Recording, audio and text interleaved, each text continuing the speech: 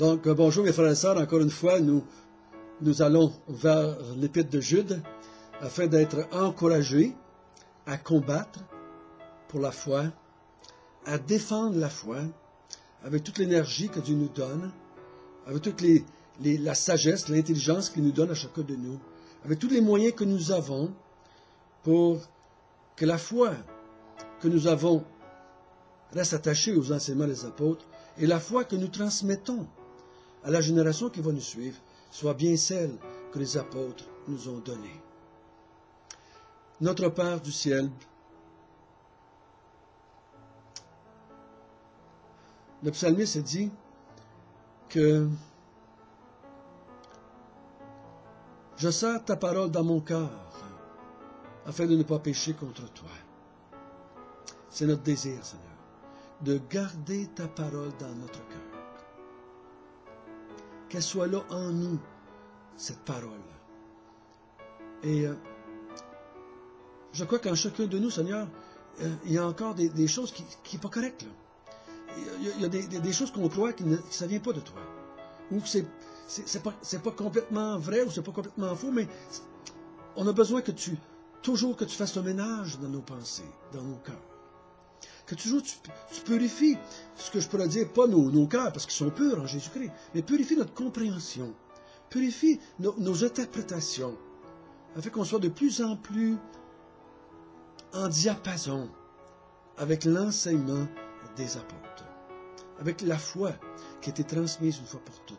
Garde-nous, et que ce que nous faisons cette semaine dans l'Épître de Jude puisse servir à nous encourager à garder la foi, à combattre pendant notre génération pour la foi chrétienne. Amen. Donc, jusqu'à date, on a vu que Jude écrit, encourage les chrétiens à garder la foi. Il leur dit, je vous encourage à la garder. Parce que si vous ne la gardez pas, c'est un jugement terrible qui vous attend. Terrible. C'est les feux de l'enfer qui vous attendent. Donc, j'aimerais qu'on puisse lire, et je vais relire un petit peu ce qu'on a vu hier pour le terminer. Et on va lire à partir du verset 5, si vous voulez bien. Je veux vous rappeler, à vous qui savez fort bien toutes ces choses, que le Seigneur, après avoir sauvé le peuple et l'avoir tiré du pays d'Égypte, fit ensuite périr les incrédules, qu'il a réservé pour le jugement du grand jour, enchaînés éternellement par les ténèbres, les anges qui n'ont pas gardé leur dignité, mais qui ont abandonné leur propre demeure. Que Sodome et Gomorrhe, les villes voisines, qui se livrèrent, comme eux, à la débauche, il y a des vices contre nature, sont donnés en exemple, subissent la peine d'un feu éternel. Malgré cela, ces hommes aussi, entraînés par leur rêverie, souillent pareillement leur chair, méprisent l'autorité et injurent la gloire. Or, l'archange Michel, lorsqu'il contestait avec le diable et lui disputait le corps de Moïse, n'osa pas porter contre lui un jugement injurieux. Mais il dit que le Seigneur te réprime. Eux, au contraire, ils parlent de manière injurieuse de ce qu'ils ignorent, et ils se corrompent dans ce qu'ils savent, naturellement, comme les brutes. Malheur à eux, car ils ont suivi la voie de Caïn. Ils se sont jetés pour un salaire dans l'égarement de Balaam, et se sont perdus par la révolte de Corée. Ce sont des écueils dans vos agapes, faisant impunément bonne chère, se rapaissent eux-mêmes. Ce sont des nuées sans eau, poussées par les vents, des arbres d'automne s'enfuient, 2 fois morts, déracinés. Des vagues furieuses de la mer, rejetant l'écume de leur impureté. Des astres errants, auxquels l'obscurité des ténèbres est réservée pour l'éternité. C'est aussi pour eux qu'Enoch, le 7e depuis Adam, a prophétisé en ces termes. Voici le Seigneur est venu avec ses saintes myriades pour exercer un jugement contre tous et pour faire rendre compte à tous les impies, parmi eux, de tous les actes d'impiété qu'ils ont commis et toutes les paroles injurieuses qu'ont proférées contre lui les pécheurs impies. Ce sont des gens qui murmurent, qui se plaignent de leur sort, qui marchent selon leur convoitise, qui ont à la bouche des paroles hautaines et qui admirent les personnes pour motif d'intérêt.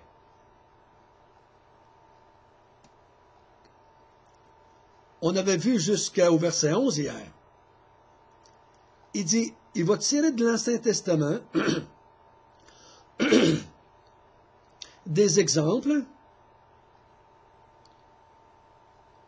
qui démontrent que Dieu n'accepte pas des gens qui l'injurent. Avez-vous remarqué que dans le verset 5 jusqu'au verset 16, le mot injure revient à plusieurs reprises? Et il termine au verset... il dit au verset 15, « Et de toutes les paroles injurieuses qu'ont proférées contre lui, les pécheurs impies. » Donc ici, on a vu que les hommes à qui il s'adresse ont changé la grâce de Dieu en dérèglement. Comprenons bien ceci. Il ne parle pas, parce que des fois on pourrait dire, ouais, mais tous les chrétiens pêchent, tous les chrétiens vont dire des choses pas correctes, tous les chrétiens vont commettre des impuretés. Oui, moi j'ai connu des chrétiens qui étaient homosexuels avant de se convertir, et qui ont tombé après. Oui, ils sont tombés, mais oui, ils ont demandé pardon, oui, ils se sont levés, oui, ils ont continué dans la foi. Parce qu'on ne peut pas pointer seulement que vers des chrétiens qui tombent dans le péché, parce qu'on tombe tous dans le péché. Plusieurs fois par jour, on tombe dans le péché. On commet toutes des choses impures. On en a toutes des convoitises. On en a toutes des dérèglements.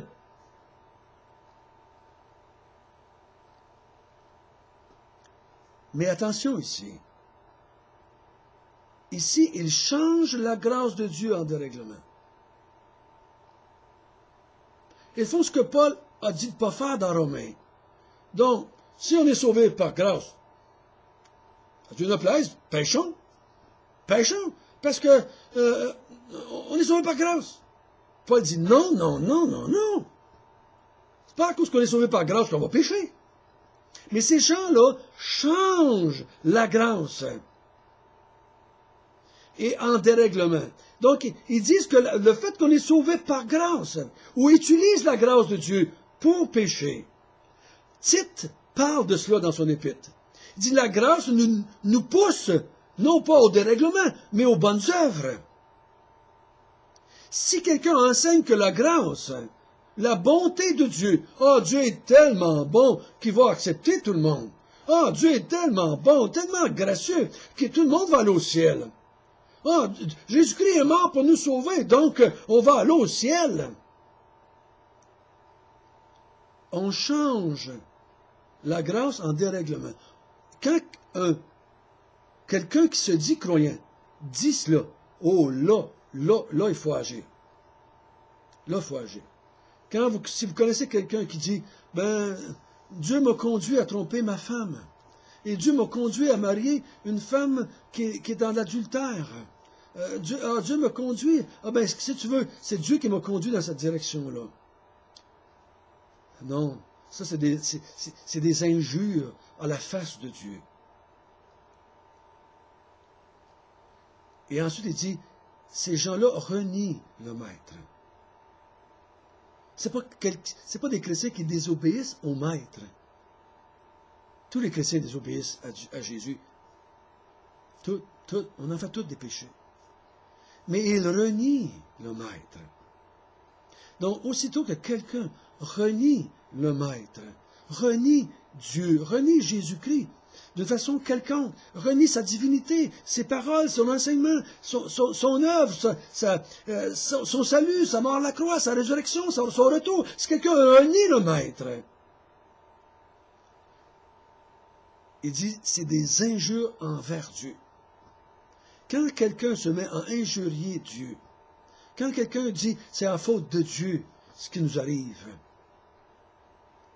Ces gens-là sont destinés à la colère de Dieu, sont destinés au châtiment éternel, sont destinés à périr et vont subir la prophétie d'Enoch, parce que Dieu vient avec ses 5 myriades pour juger les impies qui ont injurié Dieu.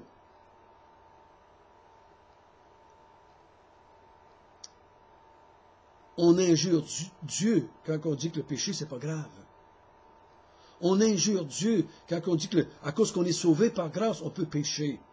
On injure Dieu quand on injure celui que Dieu a envoyé, qu'on le dénigre, qu'on dit qu'il n'est pas l'envoyé de Dieu, qu'on dit qu'il est juste un prophète sans être Dieu.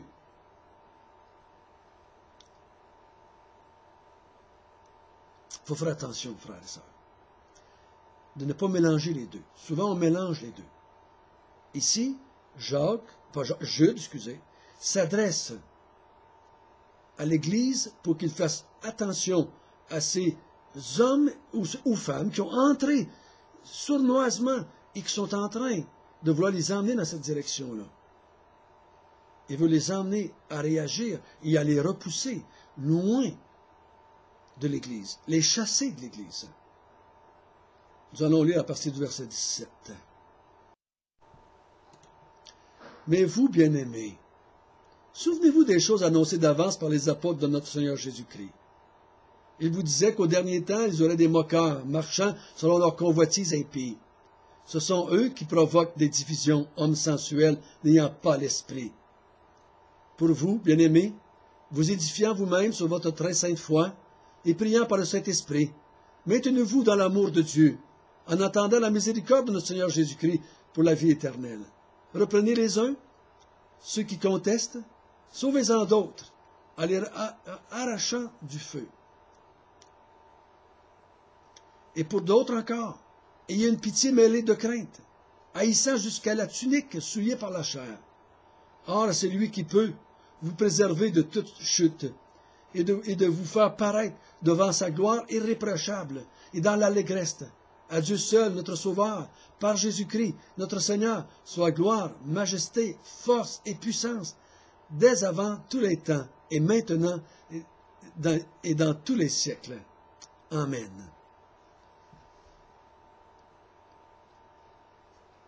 Il dit, vous, mes bien-aimés, souvenez-vous des choses annoncées d'avance par les apôtres de notre Seigneur Jésus-Christ.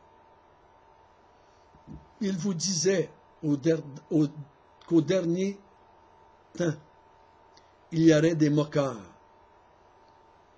marchant selon leur convoitise impie.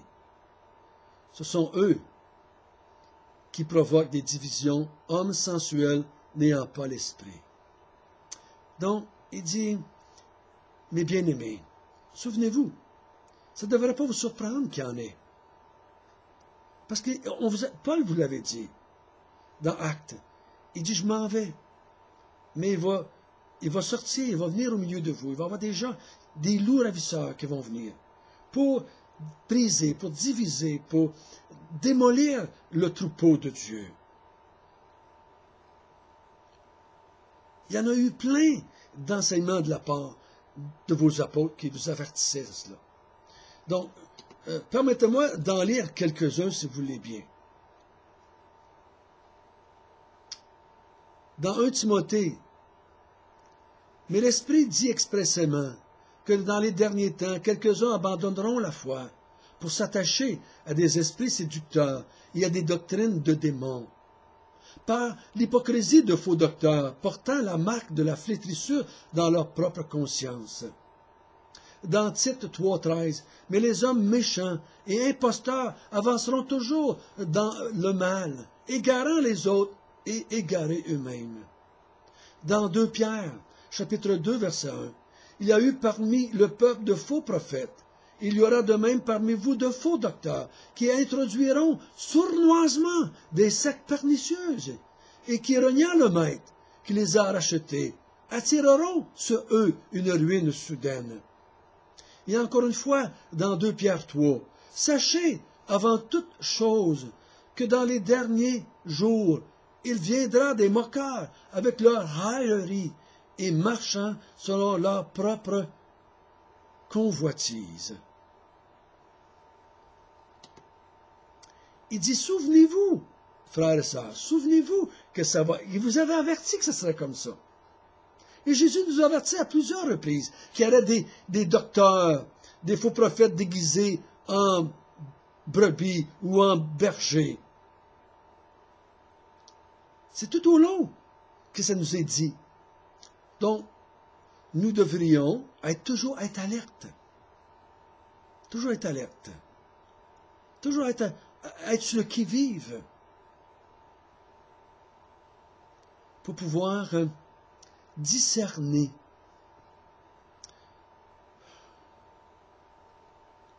Frères et sœurs, je vous encourage à prier pour ceux qui vous enseignent. J'ai déjà dit une fois, vous n'avez pas le droit de critiquer si vous ne priez pas. Si vous priez, priez pour ceux qui vous enseignent. Priez chaque jour que Dieu les aide. Aidez-le avec toutes vos capacités, avec tous vos dons que vous avez.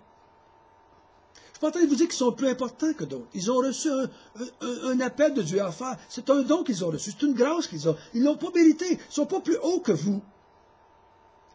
Mais priez pour eux, que Dieu les garde dans la vérité. Et avec les dons que vous avez, aidez-les, frères et sœurs, à avoir tout le temps libre qu'ils peuvent avoir. Alors, j'ai béni à travers mon ministère des hommes qui ont fait toutes sortes de choses pour moi et ma famille, afin que j'ai du temps libre pour me consacrer à l'étude des Écritures. Il y a des gens qui se sont occupés de mon auto pendant des années, gratuitement, pour que je ne puisse pas me soucier de cela. Ils venaient chercher mon auto, ils l'emmenaient chez eux, ils la réparaient, ils la ramenaient dans ma cour. D'autres ont fourni des argents afin de pouvoir que je sois libre. Même pendant les moments que je vous parle ici ce matin.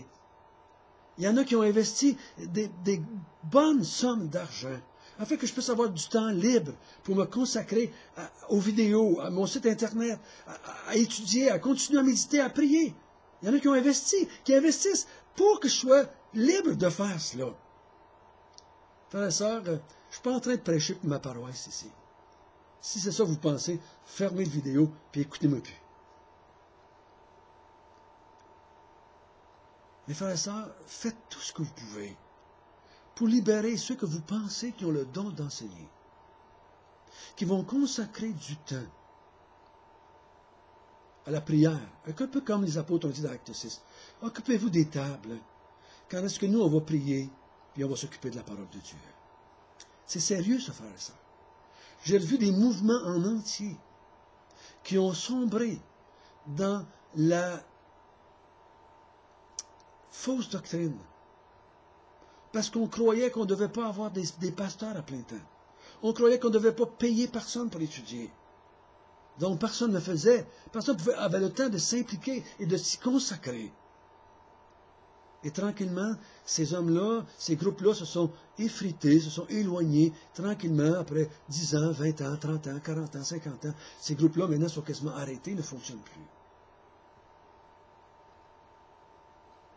C'est pour ça que je crois que l'apôtre Paul a dit dans Galates, faites don de vos biens à ceux qui vous enseignent, afin qu'ils puissent vous enseigner librement.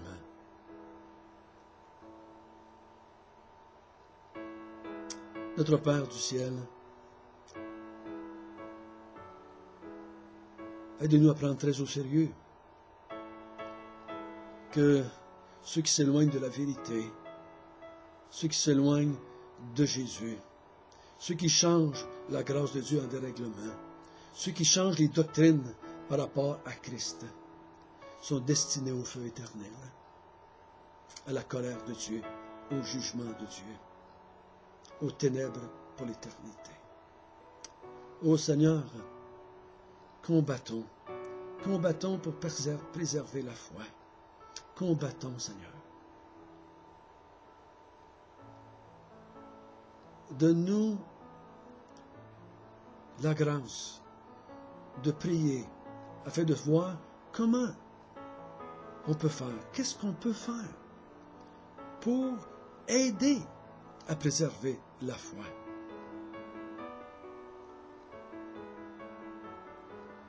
Afin qu'on puisse transmettre à nos enfants, à la génération qui va venir, à nos enfants spirituels, transmettre la vérité, afin que tu sois glorifié par ton Église. Amen.